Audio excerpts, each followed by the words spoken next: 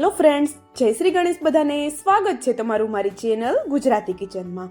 ઘરે આઈસ્ક્રીમ બનાવીએ એટલે ઘણી બધી વસ્તુ બજારેથી લાવવી પડે છે, જેમ કે custard powder, whip cream, fresh cream. છતાં બજાર જેવો આઈસ્ક્રીમ ઘરે નથી બનતો એવું જ બધાનું કહેવું હોય છે, અને મારી ઘરે પણ સેમ પ્રોબ્લેમ હતો.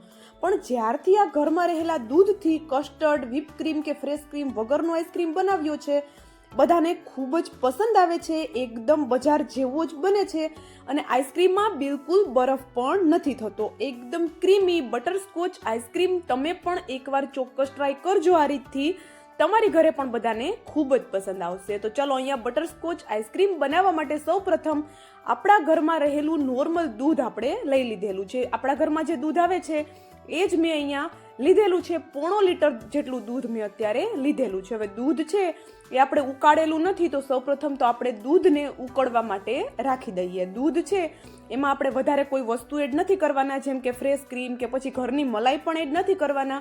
તો એના માટે શું કરશું, દૂધને આપણે ઉકાળવાનું છે. અને બટરસ્કોચ જે આઈસ્ક્રીમ હોય છે એનો કલર થોડો યલો હોય છે, તો આપણે અહીંયા ફૂડ કલર એડ નથી કરતા. હલકું એવું આપણે એમાં મતલબ કે 1 ચપટી જેટલી હળદર એડ કરી દઈએ એટલે સેમ બજાર જેવો જ કલર આવીને તૈયાર થશે.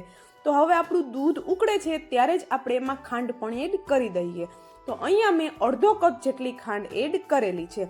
આપણે જે ઠંડી વસ્તુ બનાવતા હોય એમાં જનરલી થોડી ખાંડ વધારે જતી હોય છે, પણ તમે તમારા ટેસ્ટ પ્રમાણે ખાંડનું પ્રમાણ થોડું વધારે ઓછું કરી શકો છો. હવે દૂધ ઉકળે છે ત્યાં સુધીમાં આપણે અહીંયા 4 બ્રેડ લીધેલી છે. આ જે વ્હાઈટ બ્રેડ આવે છે ને એનો જ ઉપયોગ આપણે કરવાનો છે.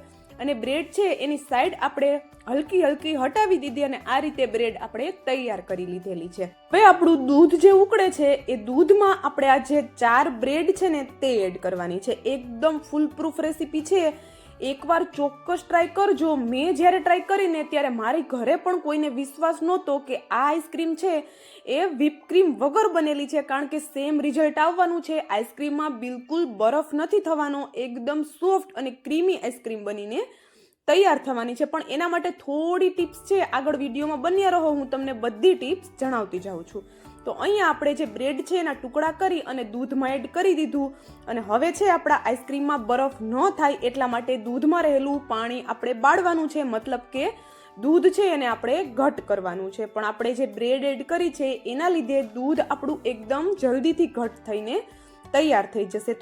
તો શરૂઆતમાં આપણું દૂધ જ્યારે ઉકળે છે ત્યારે જે બ્રેડના ટુકડા છે એને આપણે હલકા હલકા ચમચાની મદદથી તોડી લેવાના છે અને આપણે એને પછી એમ જ અંદર ચમચો રાખી અને આપણે એને ઉકળવા દેવાનું છે. તો અહીંયા તમે જોઈ શકો છો 5 થી 7 મિનિટ ગેસની ફ્લેમ સ્લો રાખી દૂધને મેં ઉકળવા રાખી દીધું હતું અને વચ્ચે વચ્ચે આપણે એને ફેરવતા રહીશું, બાકી આપણે સાઈડનું આપણું કામ કરી શકીએ છીએ.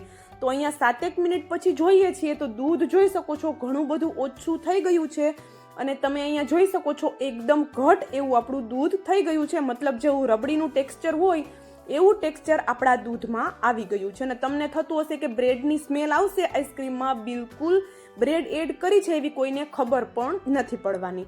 ચાલો, દૂધ આપણું રેડી છે તો એને ઠંડુ થવા માટે રાખી દઈએ. ત્યાં સુધીમાં આપણે અહીંયા એક કડાઈમાં અડધા કપથી થોડી ઓછી ખાંડ લીધી છે. આ ખાંડ છે એને આપણે હવે મેલ્ટ કરવાની છે. આપણે જે બટરસ્કોચ આઈસ્ક્રીમ બજારેથી લાવતા હોય એમાં જે ક્રંચ હોય એ આઈસ્ક્રીમની અંદર એ ક્રંચ અત્યારે આપણે બનાવવાનો છે. તો એના માટે શું કરશું, એકદમ સિમ્પલ છે. ખાંડ છે એને ઓગાળી લેવાની છે. ખાંડ આપણે અહીંયા પાણી એડ કર્યા વગર ઓગાળવાની છે. તો અહીંયા તમે જોઈ શકો છો ખાંડ આપણી હવે સરસ એવી ઓગળવા લાગી છે, પણ ગેસની ફ્લેમ આપણે સ્લો રાખશું જેથી કરીને ખાંડ છે આપણી બળી ન જાય અને એનો કડવો ટેસ્ટ બિલકુલ ન આવે. તો અહીંયા આપણી ખાંડ છે એકદમ સરસ એવી ઓગળી ગઈ છે. તો એમાં આપણે હલકા હલકા કટ કરેલા અડધો કપ જેટલા કાજુ એડ કરી દઈએ. કાજુની સાથે તમે બદામ પણ એડ કરી શકો છો. હવે આ કાજુ છે એને સરસ એવા આપણે મિક્સ કરવાના છે અને આ સ્ટેજ ઉપર અડધી ચમચી કે 1 ચમચી જેટલું આપણે બટર એડ કરવાનું છે.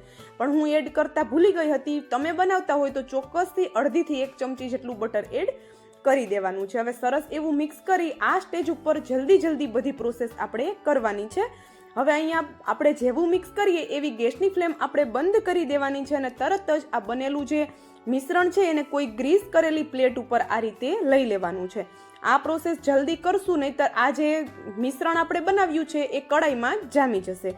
હવે આ રીતે ચમચાની મદદથી હલકું હલકું આપણે એને પ્લેટમાં ફેલાવી દઈશું. એકદમ ઈઝી છે, પણ ટેસ્ટ એનો એટલો જોરદાર આવે છે ને કે બાળકોને તો ખૂબ જ પસંદ આવવાનું છે. બાળકો નહીં પણ મોટાઓને પણ ખૂબ જ પસંદ આવવાનું. આપણે જે આ ક્રંચ બનાવ્યો છે ને સરસ એવો હવે સેટ થઈ ગયો છે. તો પ્લેટને આ રીતે નીચેની સાઈડથી થોડું પ્રેસ કરશું એટલે એ સરસ એવો બહાર આવી જશે, કારણ કે પ્લેટને આપણે સરસ એવી ઓઇલથી ગ્રીસ કરેલી હતી. તો અહીંયા તમે જોઈ શકો છો એકદમ સરસ એવું દેખાય છે. તો આ રીતે હાથની મદદથી શરૂઆતમાં આપણે એના મોટા મોટા ટુકડા કરી લઈશું.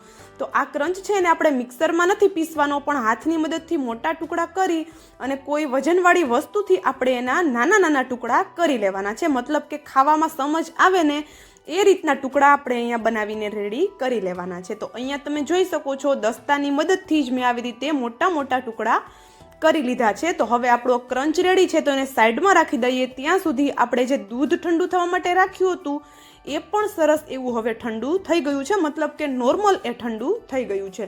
તો હવે આપણે વધારે વાસણ ખરાબ નથી કરવાના અને આ જે તપેલું છે એને ઉપરથી પ્લેટથી કવર કરી દઈએ અને આપણે આને 2 થી 3 કલાક માટે ફ્રીઝરમાં રાખી દઈએ સેટ થવા માટે. તો અહીંયા આપણે આને ફ્રીઝરમાં સેટ થવા માટે 2 થી 3 કલાક માટે રાખ્યો હતો.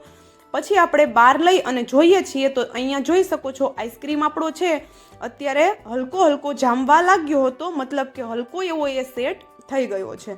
તો આપણે આને ઠંડો કરી અને પછી જ આગળની પ્રોસેસ કરવાની છે. એવું કરવાથી આઈસ્ક્રીમનું જે ટેક્સચર છે ને એકદમ બજાર જેવું ક્રીમી આવીને તૈયાર થશે. તો હવે આપણે એક મિક્સરનું જાર લઈ લઈએ અને આપણો આ ઠંડો ઠંડો આઈસ્ક્રીમ છે એને મિક્સરના જારમાં પલટાવી દઈએ. હવે આઈસ્ક્રીમનો ટેસ્ટ છે એકદમ બજાર જેવો લાવવા માટે હું અહીંયા બટરસ્કોચની ફ્લેવર એડ કરું છું. જો હોય તો એડ કરવાની છે, બાકી સ્કીપ કરી શકો છો. સાથે જ કોઈ ઘરની મલાઈ પણ આપણે એડ નથી કરવાના. તો બજાર જેવો જ આઈસ્ક્રીમ ક્રીમી બનાવવા માટે 1/4 કપ જેટલો મેં મિલ્ક પાવડર લીધેલો છે. મિલ્ક પાવડર બધી જગ્યાએ આરામથી મળી જતો હોય છે. તો આપણે ઘરની મલાઈ પણ એડ નથી કરવાના, તો મિલ્ક પાવડર તો આપણે ચોક્કસથી એડ કરવાનો જ છે. હવે આ બધી વસ્તુને સરસ એવી આપણે મિક્સ કરી લેવાની છે. તો અહીંયા તમે જોઈ શકો છો તો એકદમ સરસ એવો સ્મૂથ આપણો આઈસ્ક્રીમ બની ગયો છે. તમે એનું ટેક્સચર જોઈ શકો છો, એકદમ ક્રીમી આવ્યું છે અને દૂર દૂર સુધી કોઈને ખબર નથી પડવાની કે આપણે આમાં બ્રેડનો ઉપયોગ કરેલો છે. એકદમ જોરદાર એવું ક્રીમી બની ગયું છે આપણું આઈસ્ક્રીમનું જે આપણે મિક્સર બનાવ્યું છે એ. તો હવે આપણે એને શું કરશું, સેટ કરશું. તો સેટ કરવા માટે આવી રીતે કોઈ ઢાંકણવાળો ડબ્બો હોય છે ને એનો ઉપયોગ આપણે કરવાનો છે. નોર્મલ તમારા ઘરમાં જે પણ ઢાંકણવાળો ડબ્બો છે ને એ લઈ લેવાનો છે. અત્યારે હું અહીંયા આવી રીતે આવો મોટો જે ડબ્બો હોય છે ને એ લઉં છું. એની અંદર આપણે આઈસ્ક્રીમ છે એ અડધો પલટાવશું, પછી બનાવેલો ક્રંચ એડ કરશું થોડો અને ઉપરથી ફરી પાછો જે આઈસ્ક્રીમ છે એ આપણે ઉપરથી રેડી દઈશું. તો આઈસ્ક્રીમમાં બરફ આવી જવાનું કારણ ઘણી વખત એ પણ હોતું હોય છે કે આઈસ્ક્રીમ જે આપણે સેટ કરવા માટે રાખીએ ત્યારે ઉપરથી એ થોડો ખુલ્લો રહી જતો હોય છે, એના લીધે પણ એમાં બરફ બની જતો હોય છે. તો આપણે બિલકુલ ચાન્સ નથી લેવાનો.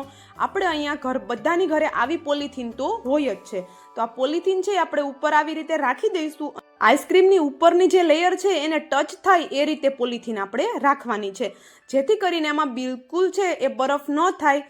અને આપણે અહીંયા જોઈ શકો છો ડબ્બામાંથી થોડી પણ હવા અંદર જતી હશે તો પણ આમાં હવે બિલકુલ બરફ નથી થવાનો, કારણ કે એકદમ સિક્યોર આપણો આ ડબ્બો થઈ ગયો છે. તો હવે આપણે આને જામવા માટે ફ્રીઝરમાં રાખી દઈએ. તો અહીંયા મેં 1 રાત માટે ડબ્બાને રાખેલો હતો ફ્રીઝરમાં. અહીંયા બીજે દિવસે આપણે જોઈએ ખોલીને તો જો હું તમને બતાવું, ડબ્બો ખોલી અને આપણે જોઈએ છીએ તો આપણો આઈસ્ક્રીમ એકદમ સરસ એવો સેટ થઈ ગયો છે અને જોતા જ ખબર પડે છે કે એમાં બિલકુલ બરફ નથી થયેલો. તો આઈસ્ક્રીમ છે એને આપણે ફ્રીઝરમાંથી કાઢી અને ફ્રીઝમાં 1 કલાક માટે રાખી દઈશું તો એકદમ સોફ્ટ આપણો આઈસ્ક્રીમ થઈ જશે. ફ્રીઝરમાં ઘણી વખત આપણો આઈસ્ક્રીમ છે થોડો હાર્ડ થઈ જતો હોય છે, પણ આ રીતે આપણે થોડી વાર માટે એને ફ્રીઝમાં રાખશું અને પછી આ રીતે સર્વ કરશું તો એકદમ ક્રીમી અને કોઈને ખબર પણ નહીં પડે કે તમે આ ઘરે બનાવેલો છે.